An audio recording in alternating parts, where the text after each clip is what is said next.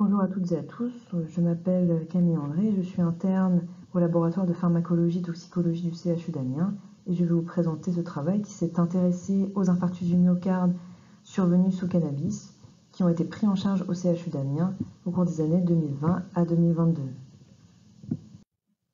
Le cannabis est la substance illicite la plus consommée à travers le monde avec près de 188 millions de personnes qui ont déclaré au moins une consommation en 2017, soit une prévalence mondiale d'à peu près 3,8%. Une forte disparité existe cependant en fonction des pays, comme on peut le voir sur ce graphique, avec des prévalences qui sont relativement variables en fonction des continents. Les premiers cas d'atteinte cardiovasculaire dus au cannabis remontent aux années 60, mais la problématique va prendre de l'ampleur seulement à partir des années 2000. Dans une lettre à l'éditeur, deux auteurs rappellent ici les risques relatifs de survenue d'incidents cardiovasculaires chez les patients qui sont consommateurs. Comme on peut le voir sur ce graphique, la courbe en rouge montre les risques relatifs pour des patients de sexe masculin qui sont consommateurs de faire un infarctus. On voit ici par exemple que pour un patient âgé de 35 à 39 ans, ce risque relatif maximum est de 3,05.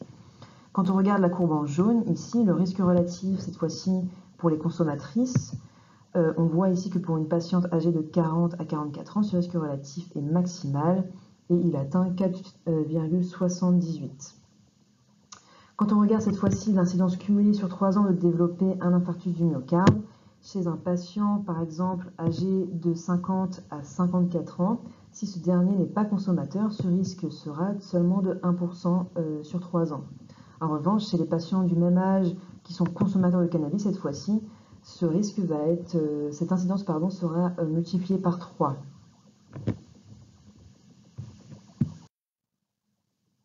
Les mécanismes moléculaires expliquant ce surrisque cardiovasculaire chez les patients qui sont consommateurs ne sont pas encore totalement élucidés, mais de nombreuses pistes ont été cependant soulevées, comme on peut le voir sur ce schéma. Par exemple, des études cliniques montrent un déséquilibre important entre le système parasympathique et le système sympathique, conduisant à une tachycardie importante chez l'homme. Cette tachycardie peut être entre autres associée à une augmentation importante de la carboxyhémoglobine lorsque le cannabis est consommé par voie inhalée. Concernant cette fois-ci les deux mécanismes de survenue des infarctus, à savoir la constriction coronarienne importante et la formation de thrombus, l'effet du cannabis sur ces deux phénomènes n'est pas encore totalement connu. Concernant les données françaises, le cannabis est le produit illicite le plus consommé dans la population, avec une prévalence moyenne de 11,3% et une disparité selon les sexes qui a déjà été démontrée dans la littérature. Le lien entre cannabis et infarctus a également été démontré dans une cohorte française longitudinale qui a suivi pendant 5 ans près de 3 millions de patients et une association significative a été montrée entre consommation de cannabis et survenue d'infarctus. Dans les Hauts-de-France, la prévalence de consommation est équivalente à la prévalence nationale et tourne à peu près autour de 11%. En revanche, concernant la mortalité cardiovasculaire dans les Hauts-de-France, elle est supérieure.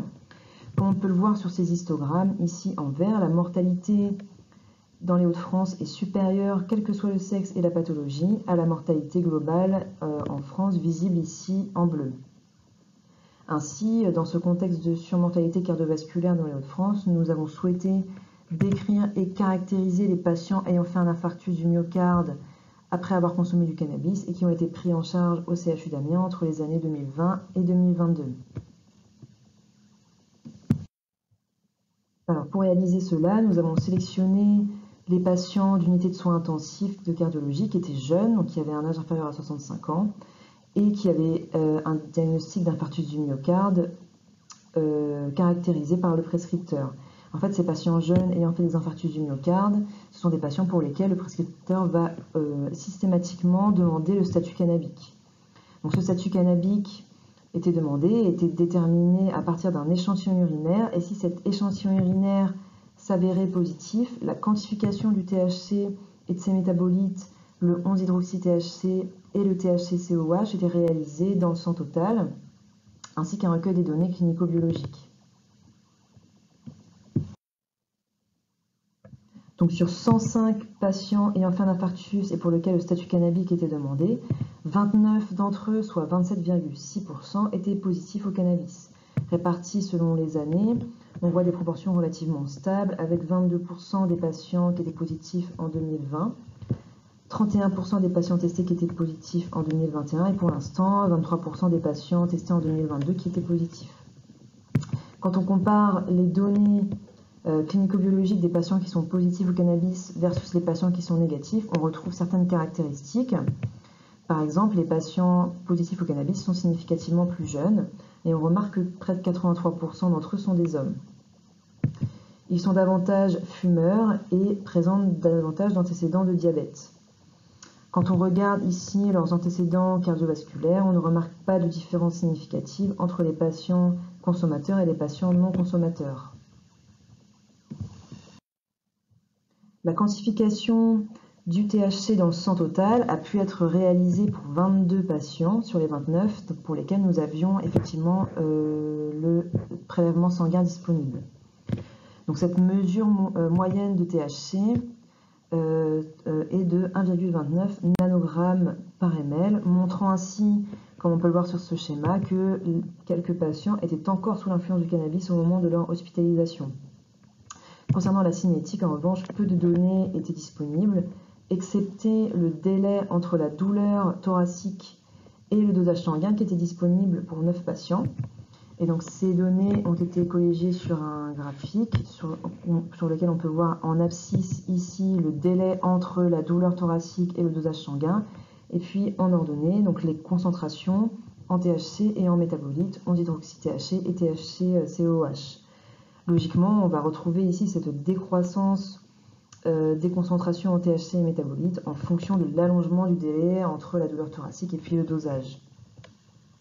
Enfin, concernant la consommation de cannabis, elle a été déclarée pour 14 patients sur les 29, donc 7 d'entre eux ont déclaré fumer au moins un joint par jour et 7 d'entre eux ont déclaré fumer au moins un joint par semaine.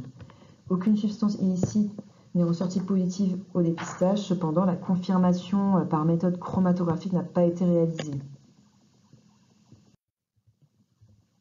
Donc finalement, les patients consommateurs de notre étude sont davantage plus jeunes, majoritairement des hommes, et ces caractéristiques ont déjà été montrées dans la littérature, comme on peut le voir ici dans cette étude. En revanche, nos patients présentaient davantage d'antécédents de diabète, et nous n'avons pas pu montrer de différence significative concernant les antécédents cardiovasculaires entre les patients consommateurs et les patients non consommateurs. Or, cela diffère en fait des données de la littérature. On peut voir par exemple ici que les patients qui sont consommateurs de cannabis présentent significativement moins d'antécédents cardiovasculaires que les patients non consommateurs. Bien que cette étude ne comporte que 105 patients, ces données sont à replacer dans un contexte de population dans les Hauts-de-France qui est à fort risque de mortalité cardiovasculaire, comme cela a été exposé en introduction. Concernant le tabagisme, il ne permet pas de discriminer l'effet toxique propre du cannabis puisque ce dernier était consommé inhalé. Enfin, aucune donnée concernant le délai entre la consommation et la douleur thoracique n'a pu être exploitée. En revanche, quand on sait que le THC se stocke rapidement dans les tissus et que les patients sont toujours positifs au moment de l'hospitalisation, on peut conclure à un délai qui est relativement court quand même entre la consommation, la douleur thoracique et puis la quantification dans le sang total. Et ce délai relativement court a déjà été montré dans la littérature, comme on peut le voir sur ce graphique ici, où les auteurs ont calculé un risque relatif de 4,8% de développer un infarctus moins d'1 heure après la consommation de cannabis. Finalement, d'autres analyses sont en cours pour notamment calculer le risque relatif dans notre cohorte et pouvoir le comparer au reste des données françaises. Donc, je vous remercie pour votre attention.